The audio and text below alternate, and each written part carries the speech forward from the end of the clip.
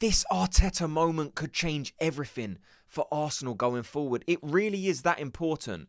How many of us Arsenal fans have been waiting for that one opportunity, waiting for that moment to finally be the team that so many of us think that we are in our heads, but we haven't been competing at the world level for 20 years. This is finally that moment. You win this one game in the way that you need to be, and this could finally be the waking of the sleeping giant. I honestly think this game is that pivotal because you know what winning's like. You get that one monkey off of your shoulder. You win that one game. You get to be that team, and things are cyclical. You win one championship and others will follow. And it's even more important when you see the kind of stories like William Saliba going to Real Madrid. There'll be no need for William Saliba to leave if you become the team that's winning, because players only want to move because they think, right, I'm guaranteed to win trophies if I move to Real Madrid. But if you become the team that's winning trophies, that need or want to win trophies is no longer a significant factor in being a pull from Real Madrid because you're winning trophies at Arsenal. Look, we've got a massive game against PSG and I want to speak about it. There's some important talking points that I want to touch on. But first of all, I want to ask you a quick favour. Quickly, just hit like and subscribe to the channel. But first, I just want to ask, what's your score prediction for this PSG game? Because I'm seeing a lot of nerves. I'm seeing a lot of confidence. Me, as an Arsenal fan, I will always feel confident going into a game like this because it's just in my makeup. I'm looking at it and saying, like I said, you just win this one game and you're in a Champions League final. Yes, we haven't been as good as we need to be in the past couple of fixtures. But in my head, I'm trying to justify it. I'm like, are we only playing to that level because we've got this game against PSG and they can't get up for this other game because they know the league's done? Liverpool have already won the league. I mean, I haven't been able to speak about the recent games. I haven't made a video in a couple of weeks because I've had so much going on. I'm getting married, so I've just had my stag do. So things are starting to settle down a bit now, so I'll have daily videos coming back up. But yeah, I mean, in the league, we've been terrible. And I haven't had a chance to speak to you guys about what's happening at Arsenal. I feel like I'm kind of out of the loop a little bit. So please let me know your thoughts on what's happening at Arsenal at the minute. Why is things seemingly falling apart? Is there reasons behind it? Is it Mikel Arteta making the wrong decisions? I don't want to focus on the negatives, but I just want to, speak to you guys and let me know your thoughts on how you're feeling around Arsenal. I'm hoping that the kind of lacking performances is just because we're so focused on this one game, and there's some big talking points in this game. Like I said, first of all, let me know your score prediction. I'll tell you straight up, I'm going for a 3-1 win in Paris for Arsenal, and of course that is enough to secure that Champions League final place. There's a big game on tonight, Inter Milan versus Barcelona. I've got a feeling it's going to be Arsenal versus Barcelona in the Champions League final. And what a story that would be, because we know what happened last time. So I'm ready for it. And in all honesty, I'd probably prefer to play Barcelona to Inter Milan in the final. Like I said, let me know your thoughts on it. But I just see Inter Milan as a bit more difficult, maybe a bit more physical. Not saying that Arsenal can't deal with that, but I would like to play Barcelona in the final. I think there's a pretty cool story behind that one. So for me, it's Arsenal versus Barcelona. Yeah, 3-1 score prediction, but it kind of, there's things that need to change in this game, of course, to what we've done in the first game. There's just so many missed chances.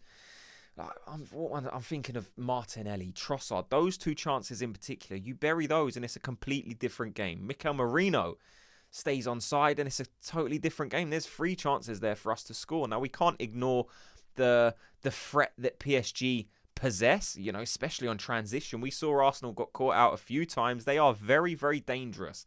And at their home stadium, the first 20, 30 minutes, they always come out of the blocks flying. So you best believe there will be patches in this game where it's going to be nerve-wracking. But the beauty of this game is we can win. PSG, we've beat them this season, and people will say this is a different PSG team, and I would probably agree with that, but it doesn't mean that they're totally unbeatable. It could be as easy as, look, Paris are the best team in France, Arsenal are one of the best teams in the Premier League, and people might just say that the Premier League's way stronger than the French League, so this isn't as impossible a task as a lot of people are dressing it up to be. I don't know, like, there's so many variables in this game. Like, what will Mikel Arteta choose to do? Will he play Merino back up front? Does he have an ace up his sleeve with maybe, there's whispers of maybe Havertz will be available for this game. Now, if he's coming straight back and starting against PSG, that would be the biggest mind-blown moment of this season so far, because like, he's probably not going to be ready. But I think Mikel Merino up front is a more than capable body to do what you need to do in this team. He still has the defensive capabilities, so when you are dropping in those deeper positions, he holds and he holds the centre of the park far better than a Trossard can if he's playing that position. He could be more of a hold-up player than Trossard can. So for one of the Real Madrid games, I did say I prefer Trossard up there because he's more technical, and I think that's what we would need in that game. But for this game, I 100% agree that Mikel Merino has all the ingredients we need to play that position better than Trossard. Now, I think Trossard can be a brilliant super sub. We've seen him come on, or we've seen him in recent weeks actually score some lovely goals. So he does have it in his locker to come on and maybe be that game changer that Arsenal need. Because you look at that Arsenal bench, and something we don't really have is a game changer. So it's good to have that option on the bench. So for me, that's where I would put Trossard. There's a kind of another talking point in terms of right back, because there's some, I don't know, rumblings. Is Timber going to be ready? Is it going to be Ben White? Now, for me, I would hope for it to be Timber. Now, if people know my opinion on Ben White, if this is a 100% fit and informed Ben White, then I actually choose Ben White in that position. But the way Timber's been playing, no one can deny how well he plays that role, how aggressive he is, how technical he is, just how well he does the job that Mikel Arteta needs him to do. And he suits this team so well. So for me, I hope Timber's ready for this game. There's obviously some mind games coming out of the Arsenal camp, maybe with Timber, but there's also some mind games coming out of the PSG camp as well, with maybe Dembele's not going to be fit. Maybe Dembele's going to miss the game against Arsenal, and that could be the deciding factor of why Arsenal can go on to win this game. I don't buy it. I think Dembele's definitely going to be ready.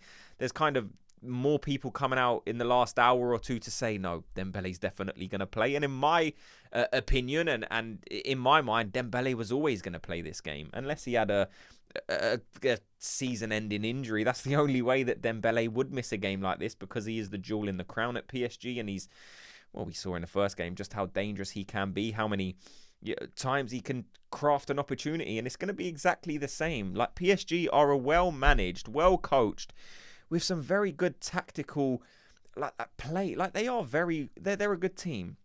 They're not unbeatable. I think Real Madrid are probably the better team, but I don't think they're as well coached as PSG. I think Luis Enrique is doing a brilliant job there. I think he's got them playing how they need to play to win these kind of games. And look, it's unfortunate that Arsenal are not able to put out their best team against this PSG team, because if we have the likes of Gabriel and maybe Havertz, then I think this game is totally different. I think this game's probably put to bed in the first leg.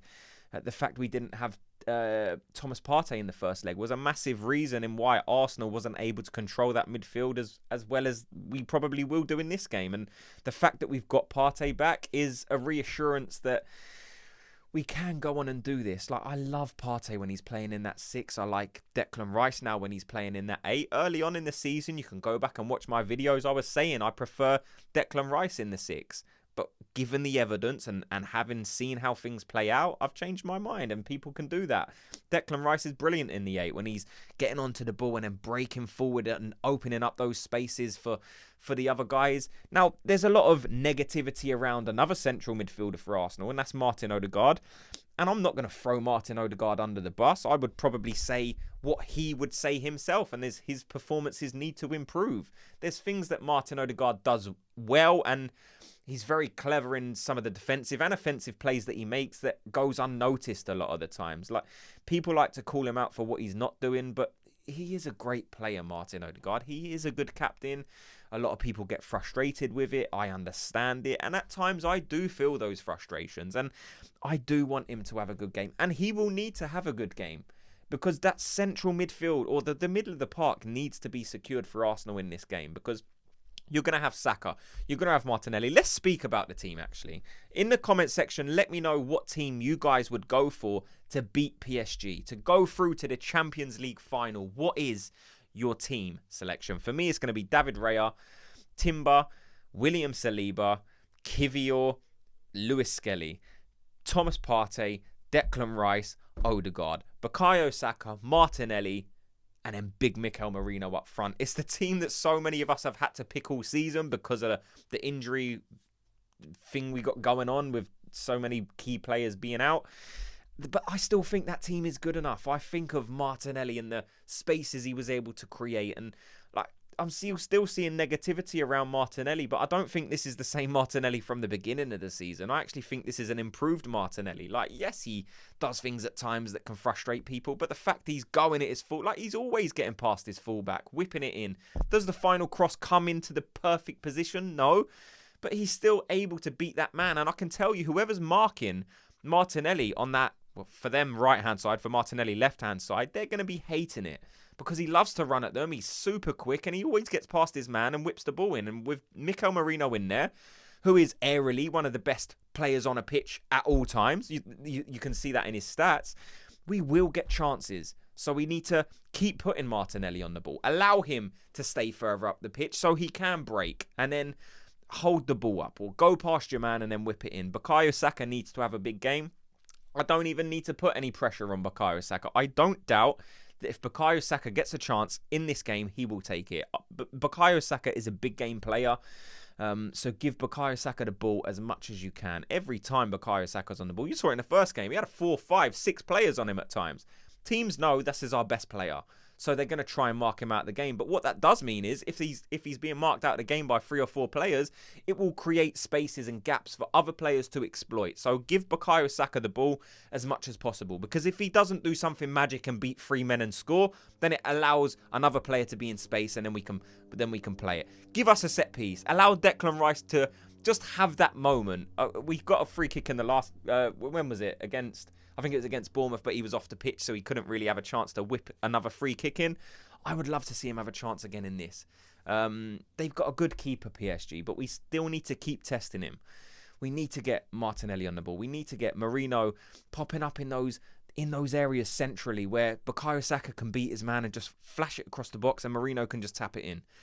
I'm so optimistic about this game. Like I said, this is the kind of game where I'll be inviting everyone round for a barbecue. Like, if we get through to the final, that's the moment we've been waiting for. I'll be inviting everyone round. Barbecue.